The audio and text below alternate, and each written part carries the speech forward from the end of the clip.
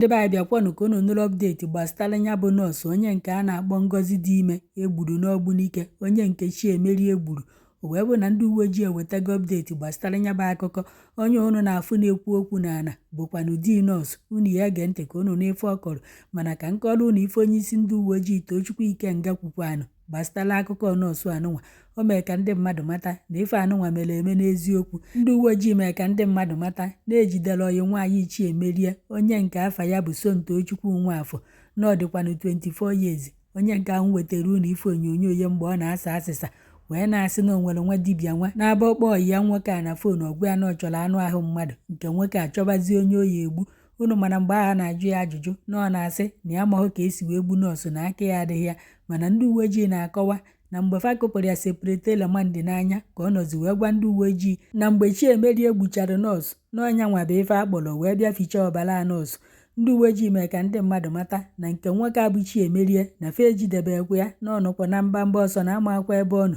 na onye ọbụla fụrụ ya na ya kpọtụrụ ndị uwe ojii ọbụla nke nọ n'ogige fa ka a bịakwanụ jide ya. Ndị uwe ojii mee ka ndị mmadụ mata na oyi nwaanyị nke nwoke a bụ ife kpọrụzi ifa wee jebe na nke nwa dibịa fa na-elesigasị anụ ahụ ndị mmadụ. Ya bụ nwa dibịa na-abụ ọchọ anụ ahụ ndị mmadụ, ọgwa nke nwoke a na ya gbuo mmadụ wetara ya anụ ahụ, na afa ya bụ nwa dibịa bụ Nwafọ Chibunna, na ife eji wee mara ya bụ ọfọ nwata dị ile ka eji wee mara ya na ya bụ Ogbunike. Ndị uwe ojii wee na-akọwa na Somto na Chiemeri na fasikwa n'Ogbunike nke dị na Anambra steeti. Ndị uwe ojii na-akọwa na mgbe falụzi na nke nwa dibịa ahụ na ife onu na-afụ ekechicha na akpa ojii bụ anụ ahụ ndị mmadụ ebupụta na be nwa dibịa, na ọ bụrụkwa anụ ahụ oke maọbụ anụ ahụ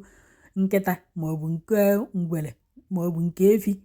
na ife abụọ anụ ahụ ndị mmadụ. Ike na nke nọọsụ sokwanụ ya, mana nke nọọsụ ya adịna ya nọ nke egburu ọfụ. Ndị uwe ojii wee na-akọwa na ya bụ nwa dibịa na-ekwu maka ya na origokwa mba ọsọ na afụbekwa ya na ọnya na-efuru efu aga m efu anụnwa na ọfa na-abụ ka a na-achọ achọ, na onye ọbụla fụrụfa onye ọbụla ma ka a ya esi fụfa na ya biko bịa n'ogige ndị uwe ojii ka ejidefa ka fa taa afụfụ njọfa ma hapụ unu ka unu gekwa n'ife dị nọọsụ kwukwanụ. Ọkwa ka unu na-afụ nke efuru okputucha akwa ya n'ike ya nyala akpa nyafe azụ na-akpa iti ejua ya otu na na-apụ ife ọpịpị ihe ama na anụ ahụ ndị mmadụ kafa na-ele nọ mmadụ kafa na-egbu. Nwa dibịa nwa na-esi oke ite si nsi osipụtago onwe ya wee ka nọrọ n'Ogbunike na-esi ị na-egbu mmadụ, mana nne nke gị ụnụ ụmụ gị ụnụ nwunye oyi anọ ụmụnna gị ụnụ igbu họfa na osi na-egbutere I wish na nwa gị bụ nwa dibịa ka afọ n'ụzọ tọrọ gbutere idenezie isi ya otu ụbọchị ọ bụrụ isi nwa gị. Ndị ajọ obi unu na-achụ ego ma amaghị isi na ụmụnne m ndị Igbo, onye mụ na-anọ kịta na bụ Sunday Ekeba ka mụ na-anọ right now. Ọ brọda bụ di onye bụ nwunye ya ka ọ bụ, so I chọrọ ka anyị nụ from him ka anyị mụrụ ebe okwu a jidere for now. So sir, please can you tell us what happened? Onwebede ebe ma ekwugo ekwu na okwu a, and the guy bịa kpọrọ nwunye m na shop si na okoje tinye m ya dịrị kpọrọ ya jee gbuo aje ebe fa chọọ ya n'icha ya na anya fụrụ ya mesịa fụ ya. One barrister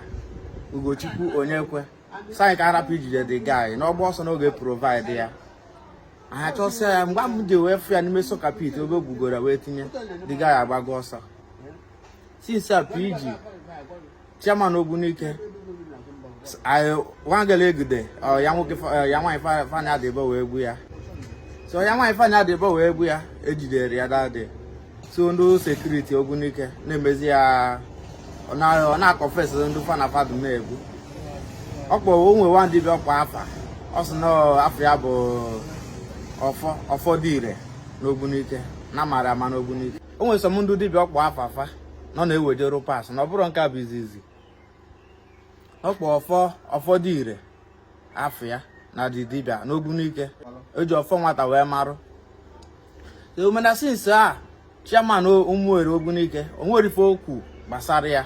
nna ya nwanụ mgba na-eme the girl na ikwu datin ọ sị na n'ife mebụ na nsogbu adọrọ n'ọmago nke bụ eziokwu n'oge tekụzi action n'ife dodi. And since last week Wednesday ife ahụ mego na onwebu ife amfụ achọ enyemaka. Since a onwere onye nke ije ebe a polisi si na nke a na fe nwere ego moto na fe nwere moto na station. So mmadụ confused since a onye m aka oge yeru m ya yere ụmụaka ọ maka na fa na-eme ya maka na mbụ onye Abakaliki ma ọ na nwunye mbụ onye Enugu steeti na onwere ife ga-emefa ọ aka na ya oyi enyemaka n'ube ụmụnne m ndị Igbo n'ugbatara m ọsọ enyemaka na fa na-emezi dị kesi ọ na-emezi ka ọ na-kapichie ya ọ dịzị ka ọ na ọkụkọ egwu. Okay, ụmụnne m ndị Igbo unu anụghị ihe o kwuru mana enweghị enwe ka njọ gụ o nwere afa dibịa kpọrọ daa gị kpọrọ afa ọsọsọ nwe dibịa ọ kpọrọ sọ nwere ndị ọzọ kpọrọ afa O nkwa ndị ọzọ kpọsị afa. Okay. And mgbe ndị sekuriti chịpụ masaịdị fasị m pụọ na diges m pụọ bụ na nọrọ ebe a na ọma mkpọrọ ndị afa chairman yuto ụmụ ere asị m pụọ asaịdị m hapụzi asaịdị amazi m afa ndị ọzọ kpọ mana onye nke nka ma bụ ọfọdụ ire a bụ nke m nọ ebe wee kpọọ afa. Okay. Mana o nwere news anyị na-afụ online na-etrend online na o jiri goda boy eziokwu Ọ bụrụ eziokwu eji eme ọka ebe kesi dị fasị m na ọ bụrụ eziokwu na fafụbe ya. So my brother, now kedu ife ndị polisi kedu ihe nje with police kedu ihe ha jiri about this case? Ndị polisi fabia mashin ka fa ji ka afọ papa eji mashin ọbịa mmadụ na-abụ bịara bịa na ọgwụ afọ na mmadụ na o gburu mmadụ ebe dị otu a mmadụ na-abụ ji mashin ọbịa arụ afọ na nro abụzi ozu wee jebe mọchụwarị mesiza donyezi ozu na mọchụwarị jeza na polis steshọn Nteje pasi na nwefe nwere moto na ife abụ na ọmọda kes na ọka direct na ọmọda kes so pasi na fe nwere moto anga ya na mwa ga-eje chatarụ fa moto so nsọfe oke na nsogbu adọrọ na ego adọrọ pasi m na moto adọrọ na ọ bụ na m provide ya moto bife wee jebe ọka mgbe mụ na ụmụ nwanne m ma ọgọ m nwoke ahụ mezie arenji total 28,000 ka ntụta wee were 20,000 nye DPO of Nteje ọsọ mba na 20,000 na ama nzukwa so my brother ji 8,000 werukwa 8,000 naira wee weru nyekwu ya fasizi anyị ngwa a na-abazi ya echi niile ka mbịazie echi niile a fasi anyị na anya ma njezi ọka ife mebu na ọzi sasa ọkụzụ ka m ga-edebezi anyị nwa asịfa mba nifunu anda dade nifunu gwa anyị bụ na stesi anyị dị ọka so arụzie that place anọgidezi ebe ahụ megidezi ya DPO anyị na nọdụgo late ije ọka nọọsụ asọ ọkụzụ ka m ga-anọ anyị nwa mụ na ọgọ m nwoke si mba na ya ma meruo na n'ọka ka m ga-edebe achegidezi ebe a o nwere anya fụrụ ọfa nọkọtazi anyị nwa jirizie ka anyị jebezie ọka ka rụzie ọka ndị ọka wee kpọzie afa DPO na fon ndị ọka wee kpọzie DPO Nteje na fon so DPO so na ndị amesa wee kacha ntị wee debezie ọka anyị onye ka kpọọ DPO asị ya yi uwe ji anyị na ọfisi ya ka a napụ ije kwuo DPO ọka so since a ka m rụkwa ọka mesa statement anyị anaba rọfụlede fasina fe ga-akpa ya mesa fa kpọrọ anyị ọgọ m nwoke kpọzie fa na fon ka m bịa njezi nya ka m ruru nya fasa anyị na moto adọrọ na fe nwere moto na moto adọrọ moto dị and fe nwekwuru squad ga-eji wee jee arrest na that compound so after every fasina njụ afọ ego n'obe ego moto fa gwa anyị na ego moto bụ 40,000 anyị were 40,000 wee nyefa na ego moto so anyị nwa wee natabazia debezia zone 13 debezia zone 13 sizi ebe a wee nata ndị zone 13 sa ọ bụ na ndị ọka adọrọzi serious ọ ya bụ ka mmezia ka fanwa wee marụzia na fanwa bụ zone ka fa bụ anyị anataba since o nwere ife ọzọ ọnụgo about that case